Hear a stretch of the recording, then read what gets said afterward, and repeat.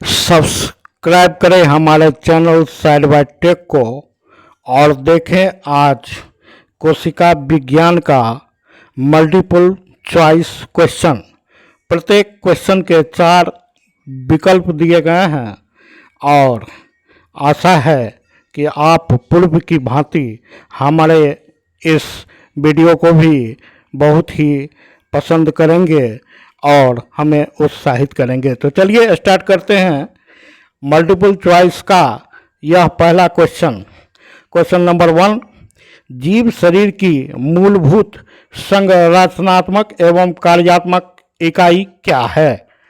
तो फ्रेंड्स, मैंने इससे पहले सबसे पहले के वीडियो में बताया था कि हमारे शरीर या किसी भी जीव के शरीर की सबसे छोटी मूलभूत संरचनात्मक एवं कार्यात्मक इकाई को कोशिका सेल के नाम से जाना जाता है।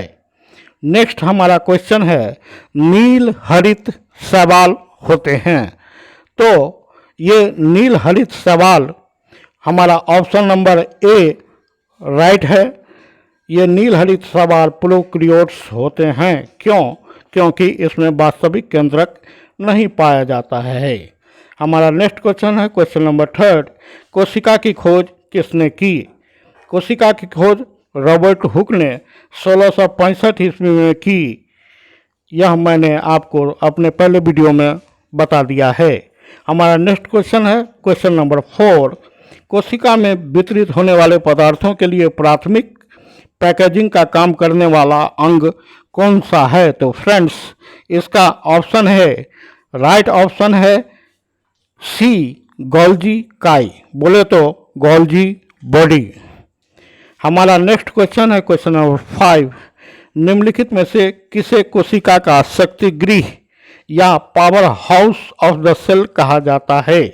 फ्रेंड्स, इसका राइट आंसर है सूत्र कणिका या बोले तो माइटोकॉन्ड्रिया। इसे कोशिका का पावर हाउस कहा जाता है। तो हम जानते हैं कि माइटोकॉन्ड्रिया यदि हमारे शरीर की कोशिकाओं में न हो तो एक क्रिया जो सबसे आवश्यक है भोजन का ऑक्सीकरण, वह नहीं होगा। दूसरी बात कि एटीपी का निर्माण नहीं होगा और हम किसी भी प्रकार की जैविक क्रिया को करने में सक्षम नहीं होंगे।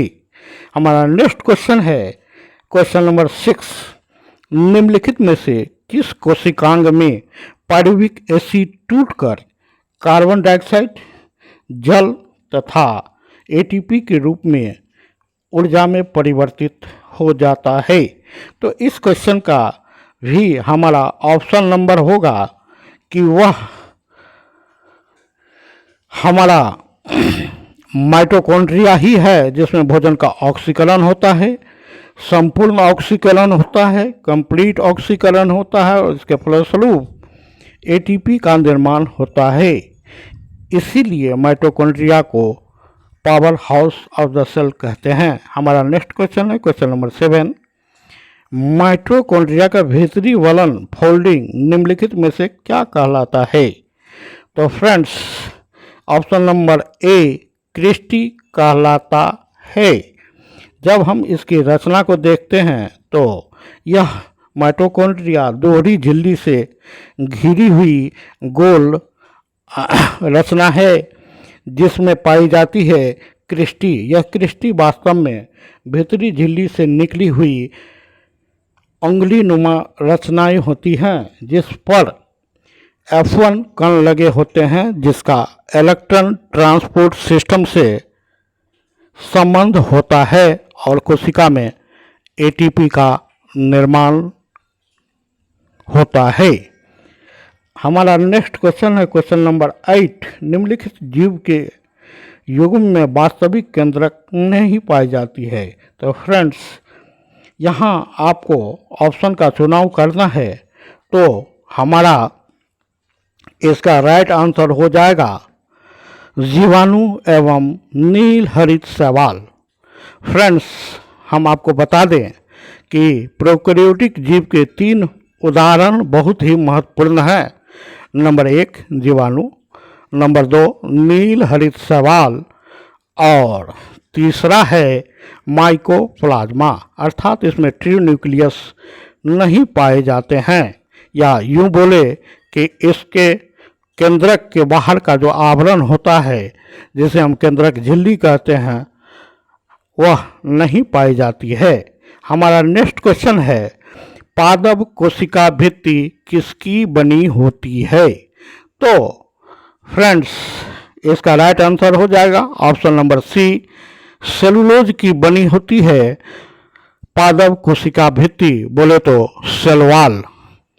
हमारा नेक्स्ट क्वेश्चन है क्वेश्चन नंबर 10, पादप कोशिका भित्ति में पाया जाने वाला सेलुलोज रासायनिक रूप से क्या है?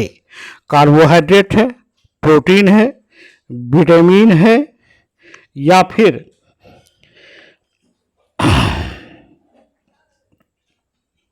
वसा है?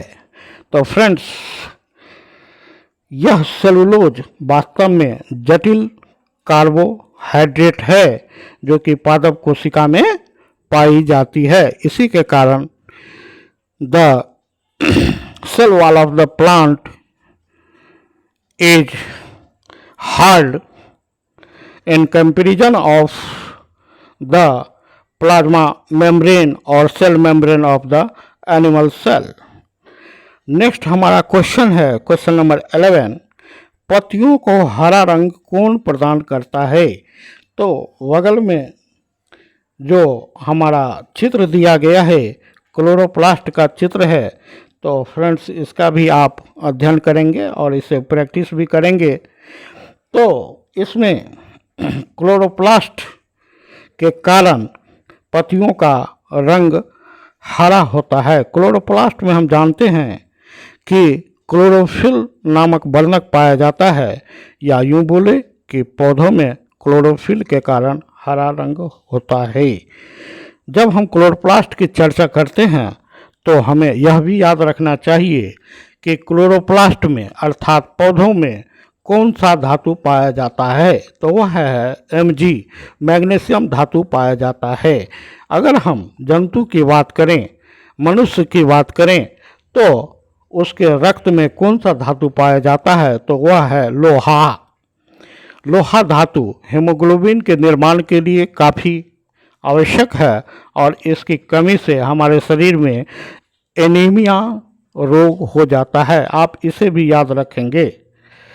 नेक्स्ट है हमारा क्वेश्चन नंबर 12, पौधों में प्रकाश संश्लेषण की क्रिया होती है क्योंकि इसकी कोशिकाओं में पाया जाता है। हमारा ऑप्शन है option number A chloroplast, option number B chromoplast, option number C leucoplast, option number D tonoplast. तो फ्रेंड्स मैंने पहले भी बताया कि पौधों में क्लोरोप्लास्ट नामक कोशिकांग पाया जाता है जिसे पौधों का रसोई घर कहते हैं। क्लोरोप्लास्ट में हरित लवक, या यूं बोले क्लोरोप्लास्ट में पर्णहरित नामक हरा वर्णक पाया जाता है जिसकी सहायता से पौधों में प्रकाश संश्लेषण की क्रिया होती है। वे अपना भोजन स्वयं बनाते हैं और ये स्वपोषी कहलाते हैं। चलिए आगे बढ़ते हैं अपने नेक्स्ट क्वेश्चन की ओर। क्वेश्चन नंबर 13, आत्महत्या की थैली, बैग्स ऑफ सुसाइड, लाइसोसोम के निर्माण के या बनने के लिए निम्नलिखित में से कौन सा कोशिकांग उत्तरदायी है?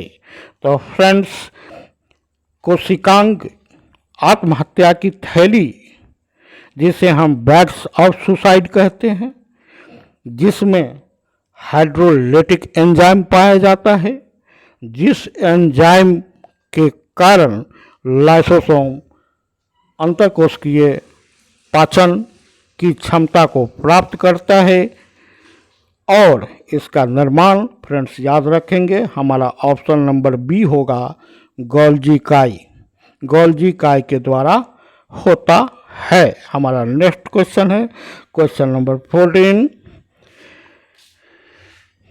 प्लाज्मा झिल्ली बनी होती है। तो फ्रेंड्स मैं आपको बता दूं कि प्लाज्मा झिल्ली हमारे जंतु कोशिका की सबसे बाहरी झिल्ली होती है। यह झिल्ली लाइपोप्रोटीन की बनी होती है। जैसा कि मैंने अपने दूसरे वीडियो में बताया, लाइपोप्रोटीन बोले तो लिपिड तथा प्रोटीन की बनी होती है। तो इस क्वेश्चन का राइट आंसर हो जाएगा ऑप्शन नंबर ए, लिपिड तथा प्रोटीन। हमारा नेक्स्ट क्वेश्चन है क्वेश्चन नंबर 15। पादप कोशिका का सबसे बड़ा कोशिकांग कौन सा होता है? तो पादप कोशिका का सबसे बड़ा कोशिकांग पाया जाता है वह होता है लवक, मीन्स बोले तो प्लास्टिड। फ्रेंड्स, हम जानते हैं ये प्लास्टिड 3 प्रकार के होते हैं। Number 1 chloroplast, number 2 chromoplast, number 3 leucoplast. हमारा क्वेश्चन नंबर 16 है, निम्नलिखित में से कौन सा कोशिकांग प्रोटीन के संश्लेषण में मुख्य भूमिका निभाती है? तो फ्रेंड्स, हम देखेंगे इसमें ऑप्शन है लाइसोसोम, ऑप्शन है राइबोसोम, ऑप्शन है माइटोकॉन्ड्रिया, ऑप्शन है गोल्गी इकाई। तो फ्रेंड्स, आप याद रखेंगे राइबोसोम को प्रोटीन संश्लेषण का स्थल कहा जाता है कोशिका में, और इसे भी आप याद रखेंगे कि ribosome is also known as the factory of protein synthesis. हमारा नेक्स्ट क्वेश्चन है क्वेश्चन नंबर 17। निम्नलिखित में से किस कोशिकांग को प्रोटीन संश्लेषण की फैक्ट्री कहते हैं? Means factory of protein synthesis. तो फ्रेंड्स, इससे पहले मैंने अपने क्वेश्चन में बताया है कि वह कोशिकांग है राइबोसोम। नेक्स्ट हमारा क्वेश्चन है क्वेश्चन नंबर 18। निम्नलिखित में से कौन सी रचना जंतु कोशिका को पादप कोशिका से अलग करती है? तो फ्रेंड्स, यहाँ हम देखेंगे कि हमारा option number A ribosome, option number B mitochondria, option number C centromere और ऑप्शन नंबर डी है सेंट्रियोल। तो यहाँ क्वेश्चन में पूछा गया है कि कौन सी रचना जंतु कोशिका को पादप कोशिका से अलग करती है। अगर बोले तो इस बारे में कि जंतु कोशिका में कौन सी कोशिकांग पाई जाती है जो कि पौधे की कोशिका में नहीं पाई जाती, तो हमारा ऑप्शन होगा, राइट ऑप्शन होगा हमारा सी सेंट्रोमियर। फ्रेंड्स, इससे पहले के वीडियो में मैंने जैसा बताया था कि जंतु कोशिका में यूनिक कोशिकांग होता है, वह होता है सेंट्रोमियर, जो न्यूक्लियस के समीप पाया जाता है।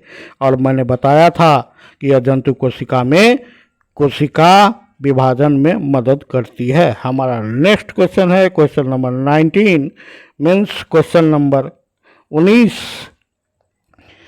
निम्नलिखित में से किसे जीवन का भौतिक आधार फिजिकल बेसिस ऑफ लाइफ माना जाता है? हमारा ऑप्शन है ऑप्शन नंबर ए कोशिका भित्ति, ऑप्शन नंबर बी कोशिका झिल्ली, option number C mitochondria and option number D जीव द्रव्य। तो जीव द्रव्य फ्रेंड्स, जैसा कि मैंने पहले बताया था, केंद्रक और प्लाज्मा झिल्ली के बीच अर्थात की रचना कोशिका द्रव्य में पाए जाने वाले कोशिकांग और केंद्रक में पाए जाने वाले केंद्रक द्रव्य से जीव द्रव्य का निर्माण होता है, और यह हमारे जीवन का भौतिक आधार है। हमारा नेक्स्ट क्वेश्चन है क्वेश्चन नंबर 20। कोशिका में आत्महत्या की थैली निम्न में से किस कोशिकांग को कहा जाता है? तो फ्रेंड्स, वह कोशिकांग है हमारा लाइसोसोम। ऑप्शन नंबर ए इस क्वेश्चन का राइट आंसर हो जाएगा। जैसा कि मैंने पहले बताया कि लाइसोसोम में हाइड्रोलाइटिक एंजाइम पाए जाते हैं जो संपूर्ण कोशिका के लिए आत्मघाती सिद्ध होते हैं, स्वयं के लिए और कोशिका के लिए। इसलिए हमेशा याद रखेंगे कि लाइसोसोम को बैग्स ऑफ सुसाइड कहते हैं। हमारा नेक्स्ट क्वेश्चन है क्वेश्चन नंबर 21। लाइसोसोम में पाया जाता है वही क्वेश्चन फिर बार बार। तो इसका ऑप्शन नंबर ए हाइड्रोलिटिक एंजाइम हो जाएगा, जैसा कि मैंने इसी वीडियो में आपको बताया है और पहले भी बताया हूँ। हमारा नेक्स्ट क्वेश्चन है क्वेश्चन नंबर 22। निम्नलिखित में से कौन सी रचना जंतु कोशिका एवं पादप कोशिका दोनों में उपस्थित होती है? तो फ्रेंड्स, हमारा राइट आंसर हो जाएगा इस क्वेश्चन का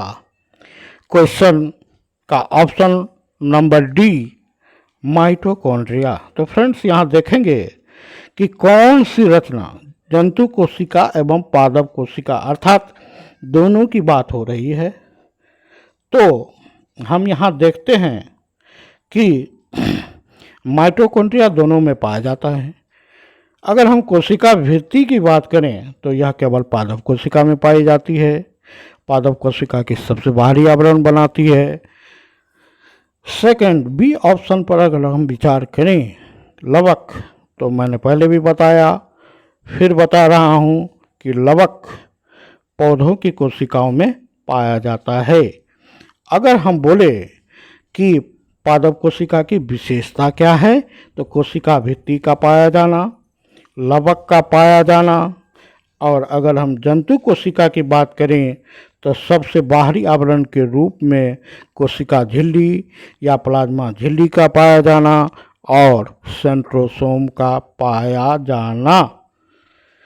तो फिर इस क्वेश्चन का हमारा राइट आंसर हो जाएगा ऑप्शन नंबर डी, माइटोकॉन्ड्रिया, जो दोनों प्रकार की कोशिकाओं में पाया जाता है। Power house of the cell कहलाता है, ऊर्जा गृह कहलाता है कोशिका का, या यूं बोले तो इसे पावर प्लांट भी कहते हैं। हमारा नेक्स्ट क्वेश्चन है क्वेश्चन नंबर 23। निम्नलिखित में से कौन सा पदार्थ जीवन का भौतिक आधार कहलाता है? तो हमारा राइट ऑप्शन हो जाएगा ऑप्शन नंबर डी, जीव द्रव्य, और बोले तो प्रोटोप्लाज्म। हमारा नेक्स्ट क्वेश्चन है क्वेश्चन नंबर 24। पादप कोशिकाओं का सबसे बाहरी परत निम्नलिखित में से क्या कहलाता है? तो फ्रेंड्स, पादप कोशिका का सबसे बाहरी परत कोशिका भित्ति कहलाता है, जो कि सेलुलोज नामक जटिल कार्बोहाइड्रेट की बनी होती है, जो पारगम्य होती है। हमारा नेक्स्ट क्वेश्चन क्वेश्चन नंबर 25। जंतु कोशिकाओं का सबसे बाहरी परत आवरण निम्नलिखित में से किसका बना होता है, क्या कहलाता है? तो आप याद रखेंगे, जंतु कोशिका का सबसे बाहरी आवरण कोशिका झिल्ली कहलाता है, प्लाज्मा झिल्ली कहलाता है। यह अर्धपारगम्य होती है, अर्थात चयनात्मक झिल्ली या वर्णात्मक झिल्ली कहलाती है। हमारा नेक्स्ट क्वेश्चन है क्वेश्चन नंबर 26। निम्नलिखित में से कौन सी कोशिका केवल पादप कोशिका में उपस्थित होती है? हमारा राइट आंसर हो जाएगा सिर्फ पादप कोशिका में स्थित होती है कोशिका भित्ति।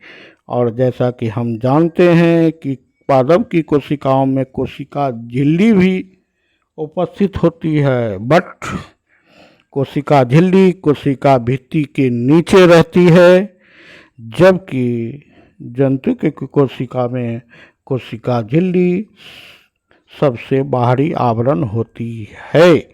इसलिए हमारा राइट ऑप्शन हो जाएगा ऑप्शन नंबर बी, कोशिका भित्ति, जो पादप कोशिका की विशेषता है। फिर मैं आपको याद दिला दूं, पादप कोशिका की विशेषता है, आप नोट कर लेंगे, बहुत बार पूछा जाता है। कोशिका भित्ति नंबर 1, नंबर 2 लवक या प्लास्टिड, यह दोनों पादप कोशिका की विशेषता है, जबकि बाहरी आवरण के रूप में कोशिका झिल्ली और सेंट्रोसोम यह जंतु कोशिका की विशेषता है। हमारा नेक्स्ट क्वेश्चन है क्वेश्चन नंबर 27। कोशिका झिल्ली की प्रवृत्ति निम्नलिखित में से क्या है? फ्रेंड्स, मैंने पहले भी बताया कि कोशिका झिल्ली की प्रवृत्ति पारगम्य होती है।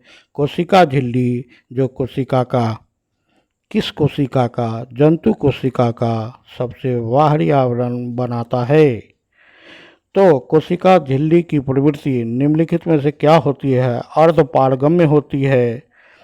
और पारगम्य किसकी होती है? तो याद रखेंगे कोशिका भित्ति की, जो पौधे की कोशिका की विशेषता है। हमारा नेक्स्ट क्वेश्चन है क्वेश्चन नंबर 28। गोल्गी इकाई का प्रमुख कार्य निम्नलिखित में से क्या है? तो हमारा ऑप्शन है ऑप्शन नंबर ए कोशिकीय श्वसन, ऑप्शन नंबर बी कोशिका विभाजन शुरू करना, ऑप्शन नंबर सी पाचक रस उत्पन्न करना, ऑप्शन नंबर डी कोशिका के द्वारा स्रावित पदार्थों को कोशिका झिल्ली के माध्यम से बाहर निकालना, अर्थात स्रावन का काम करना। तो हमारा option number D right answer हो जाएगा गोल्गी इकाई के प्रमुख कार्य के लिए। हमारा नेक्स्ट क्वेश्चन है क्वेश्चन नंबर 29। जीव द्रव जीवन का भौतिक आधार है, यह कथन किसका है? तो यह कथन है ऑप्शन नंबर सी हक्सले का, कि जीव द्रव जीवन का भौतिक आधार है। बोले तो protoplasm is the physical basis of life, it is the statement of Huxley. ना अब हमारा क्वेश्चन नंबर 30। निम्नलिखित में से किस कोशिका को पावर प्लांट कहा जाता है?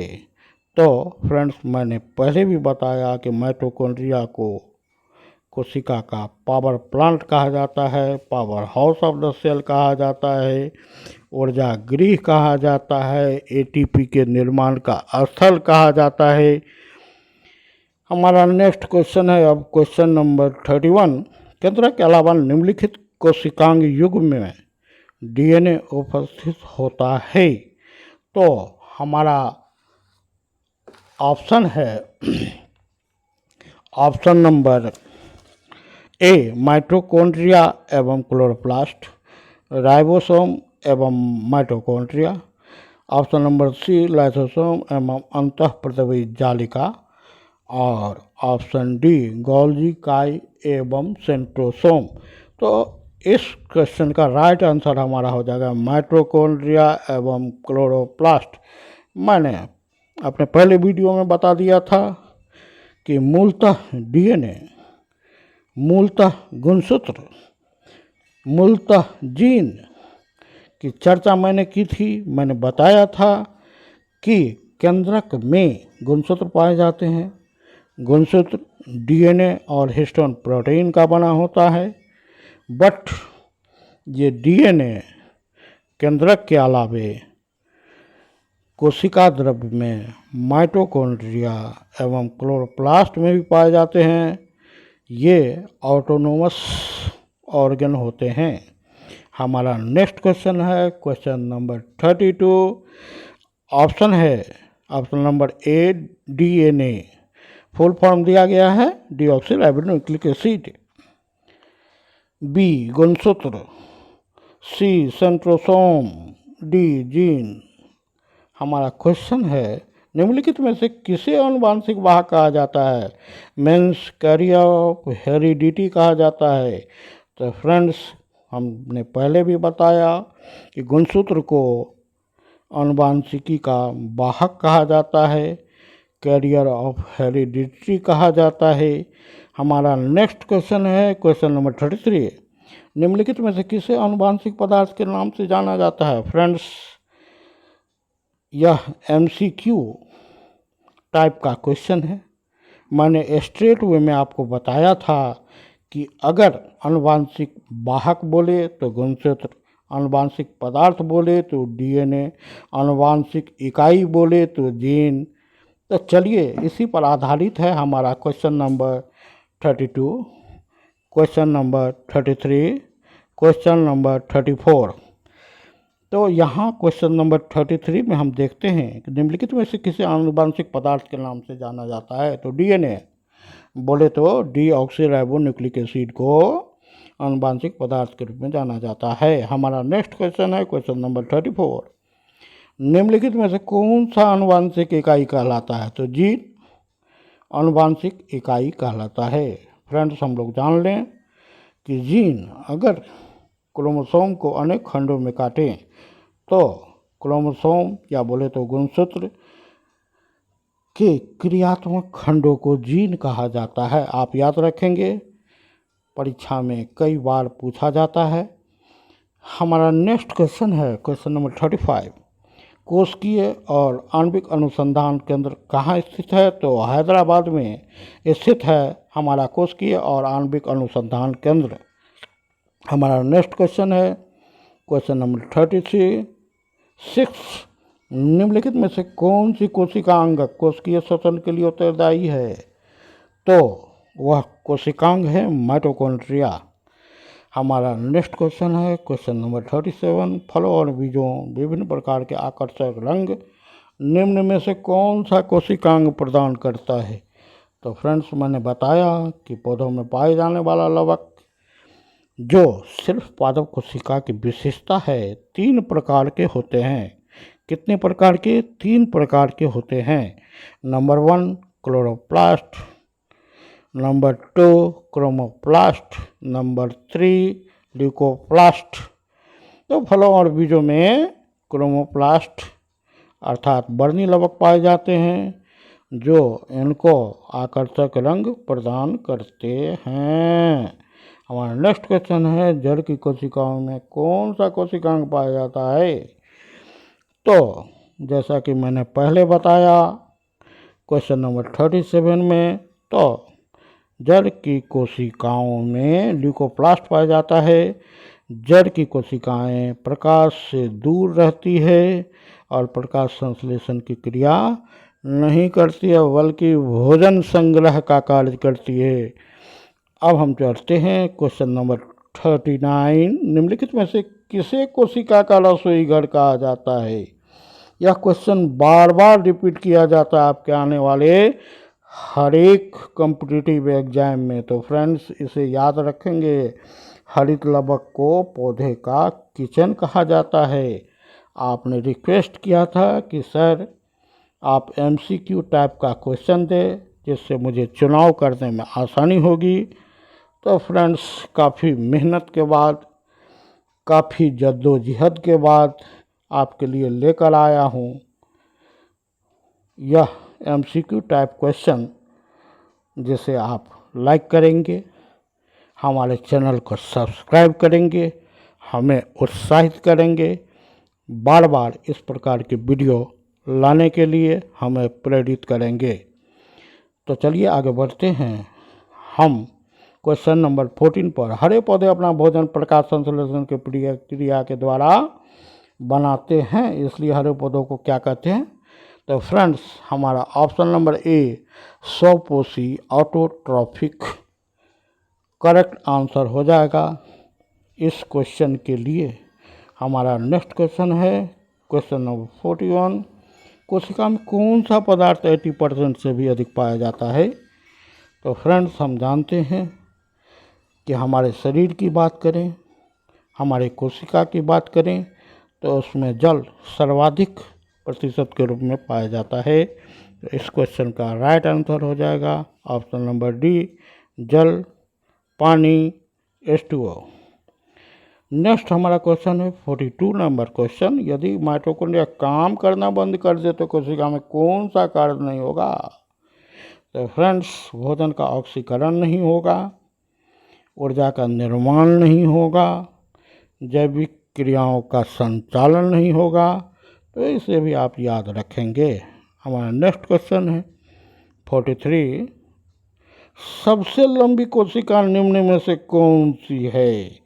तो फ्रेंड्स, सबसे लंबी कोशिका तंत्रिका कोशिका कहलाती है। जिन कोशिकाओं से हमारे शरीर में हमारे शरीर में तंत्रिका ऊतक का निर्माण होता है, तंत्रिका तंत्र का निर्माण होता है। यूं बोले कि तंत्रिका कोशिका या न्यूरॉन से हमारे शरीर की तमाम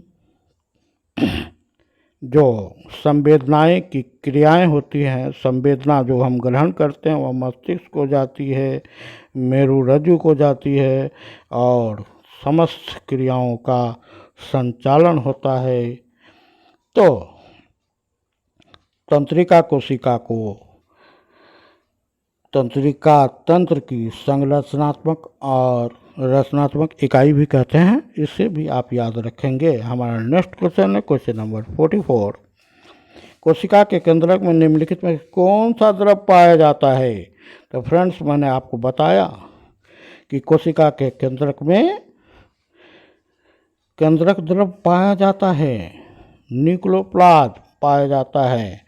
केंद्रक का इंग्लिश होता है न्यूक्लियस और केंद्रक में पाए जाने वाला द्रव न्यूक्लियोप्लाज्म।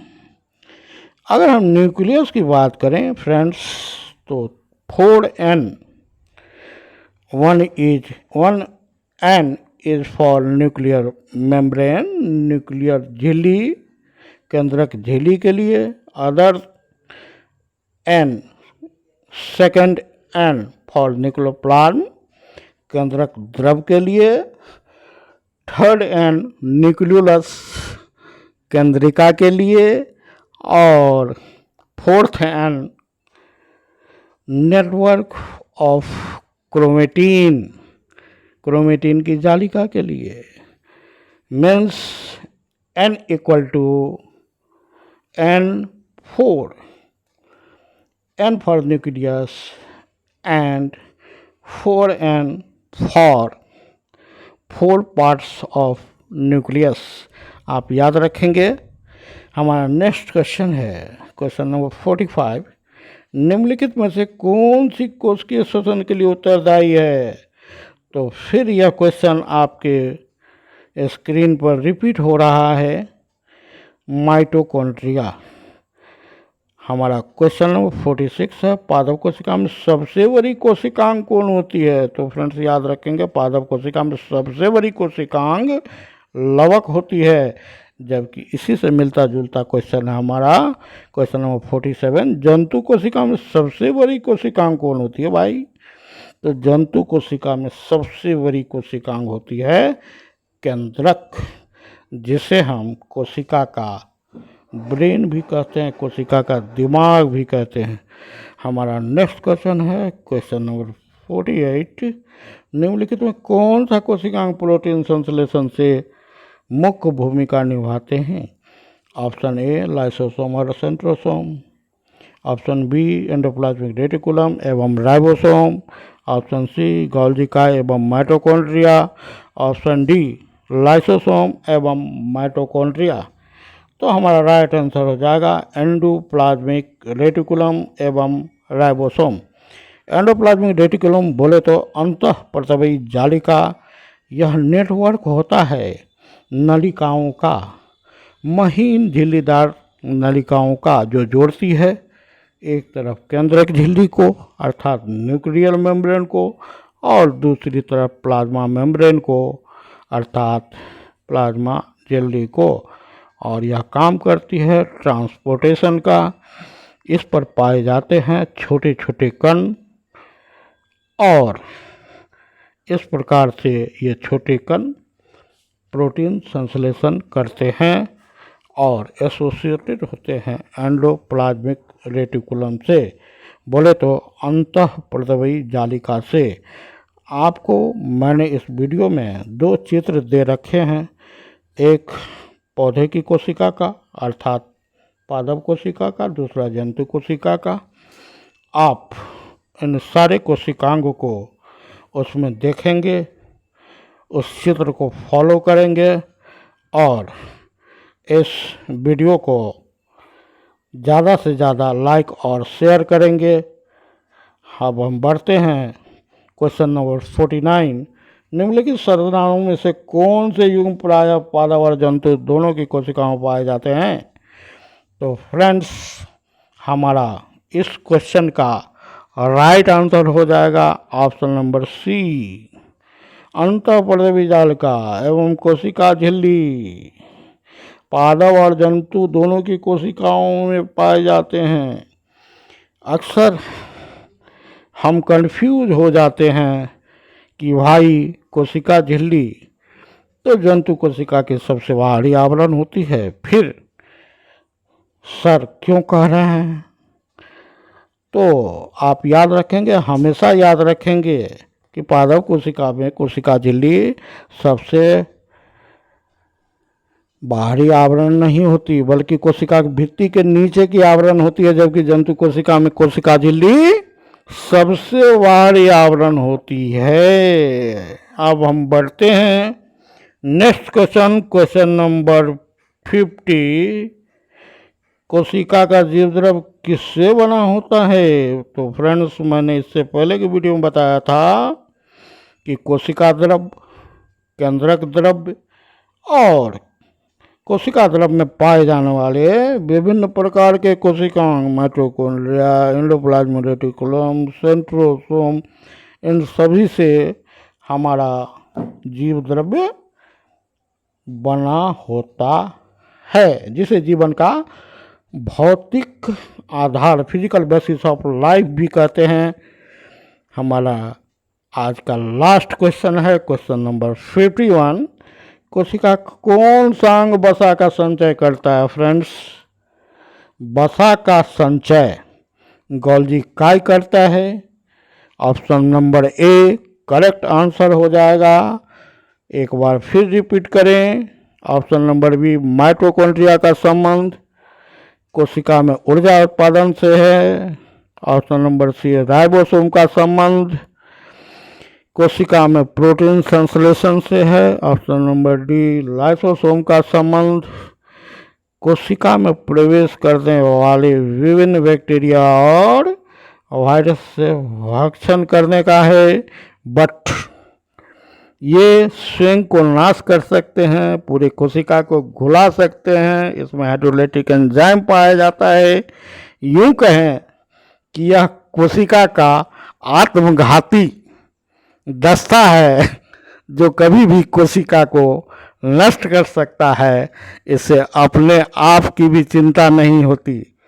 तो चलते हैं हम अब विराम की ओर। और आपने जिस शिद्दत के साथ हमारे चैनल को सब्सक्राइब किया, लाइक किया, इसी प्रकार मुझे उत्साहित करते रहेंगे। मैं बहुत सारी जानकारी आपको देने वाला हूं, और ये जानकारी आप देखेंगे कि इस चैनल पर एक चैप्टर के रूप में दिया जाता है। ऐसा नहीं कि मैं इस चैप्टर की बात कर रहा हूँ, 2 क्वेश्चन इस चैप्टर से, 2 क्वेश्चन उससे, 2 क्वेश्चन इतिहास से, 2 क्वेश्चन आपको किसी और विषय से, 2 क्वेश्चन कंप्यूटर से। नहीं जी नहीं। इससे क्या होता है, मैंने देखा है अध्ययन और अध्यापन के दौरान कि बच्चों में एक प्रकार की इरेगुलरिटी आ जाती है। अगर आप पूछोगे वहाँ से तो फिर वह कहेगा सर ये किसका क्वेश्चन है, इतिहास का है, ये क्वेश्चन किसका है, पॉलिटी का है। तो मैं चाहता हूं कि आपको 90+ क्वेश्चन इस चैनल के माध्यम से उपलब्ध कराऊं, जिससे आप जीवन में सफलता की ओर बढ़ें। यही मेरा आशीर्वाद है, और आप हमारे मार्गदर्शन को स्वीकार करेंगे। Thanks for watching. Good night.